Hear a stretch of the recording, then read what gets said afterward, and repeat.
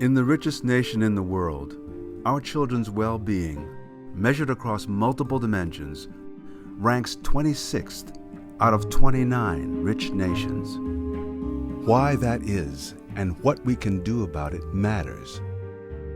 To this child, to all of our children, and to the future of our society.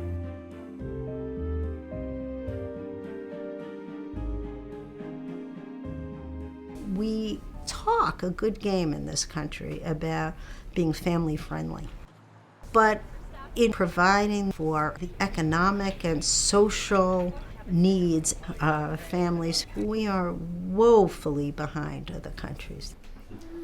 Want to show Daddy a book? In today's day, we all gotta work. And I can remember back in like my grandfather's days, the men work, the woman stay home and take care of the house and, family and things like that. In today's day, it surely can't happen. Everybody gotta go out and work and, bring it in. Very good. Yeah, you're gonna show Daddy Yeah, a he book? works a split Very shift. good. So like 2 in the afternoon to 1, 2 in the morning. Yeah. I'm on nights this week. And so the next week though, I'll be on days.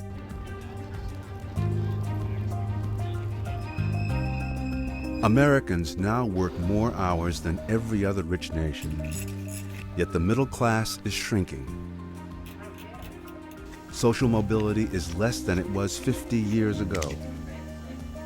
And most damning, 1 in 4 of our children is born into poverty. David, tomorrow's a really hectic day. I have a training. I have to be there at 9 o'clock. 70% of our children are growing up in families headed by working parents. I bring work home with me, and it's not required. It's just what I do so that I don't feel as overwhelmed. Things just barely work out. Like feeling security. I don't really know what that feels like, to feel like, all right, we're good. That way, no, you silly girl. I wake up in the morning and I'm on. It's like, where's my other child? And then I go to work and I'm on. You have a good day, you little one. And then I come home and then I'm on until the kids go to sleep. There's 4 different places that everyone needs to be in. It's too much. I can't do it. Our policies actually actively discourage parents from being able to take care of those kids well in their prenatal months, in their early years, and getting them ready for school. Among the world's richest nations, the United States is the only country that fails to provide guaranteed paid maternal leave on the birth of a child. It took 9 years to get unpaid leave. That's disgusting. 40% of all American mothers are working within 3 months of their baby's birth. Some because they want to, most because they have to. Our child care expenses, now that we have a second child, it's way more than we spend on our mortgage. Among rich nations, our child care ranks 16th in affordability, 22nd in quality. I picked him up one day and I went to change him and his bum was bleeding. So we left there right at that point. We rank 31st in availability of child care. So this is our wait list, and this is the wait list just for infants and toddlers. If I'm not there, I'm entrusting someone else to keep her safe, to teach her, to help her grow in all areas, developmentally, spiritually, because we can't do it alone, Once you imagine that every family stands on its own, you're really making it impossible to create a national vision of everyone doing well together. A lot of us buy into this idea that a parent is the one responsible for their child's development and their outcomes. Go ahead, Lily. What are you thankful for?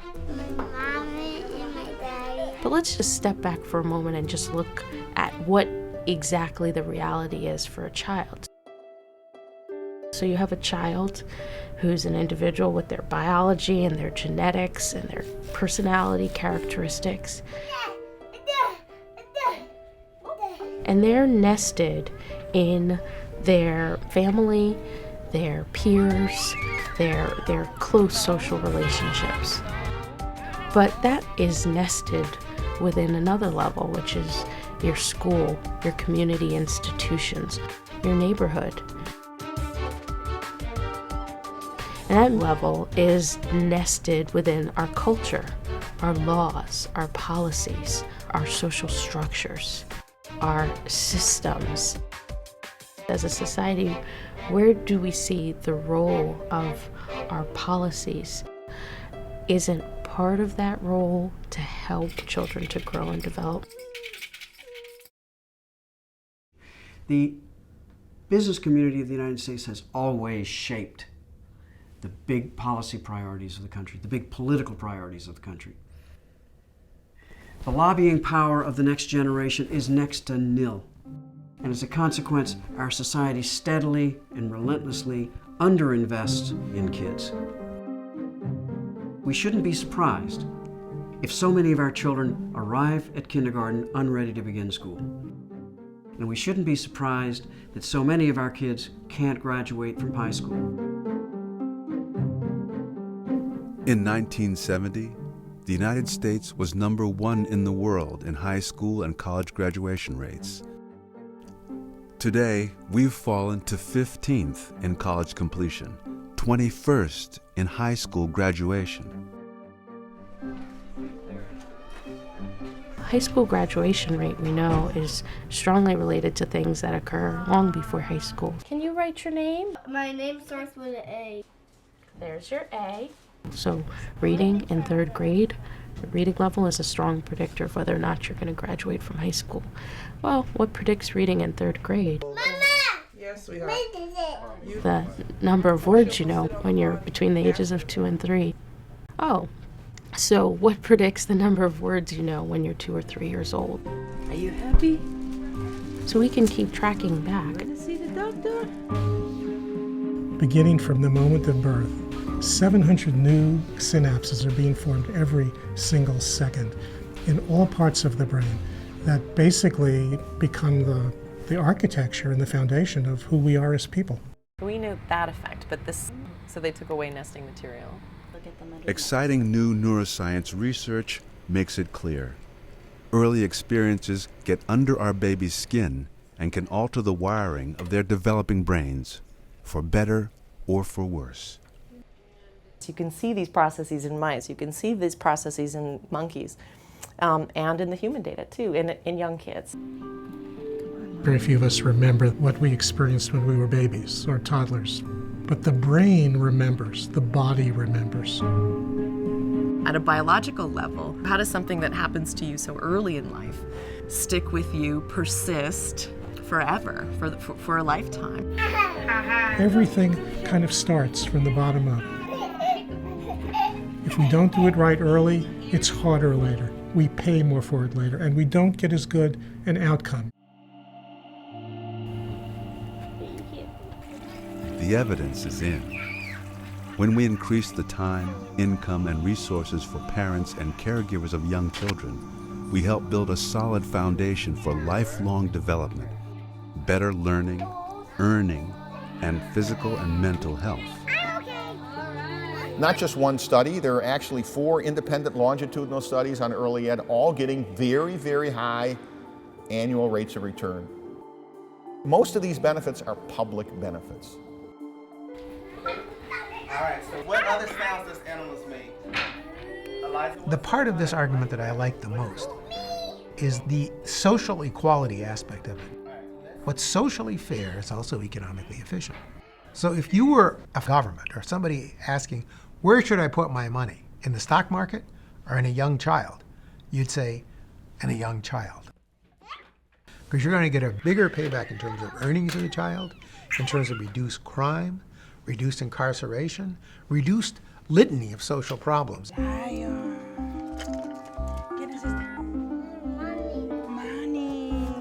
If you would ask, what really matters for kids when they're very young?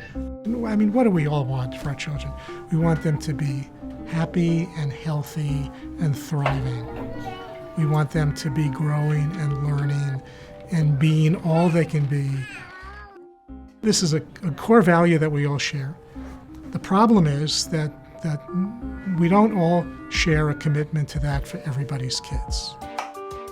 Fox and Socks, our game is done. There's never been a societal problem or issue where we have had so much information and done so little with it. Between the neuroscience and the economic literature, and there's just this explosion of information that no one is disputing, but we're still not acting on it.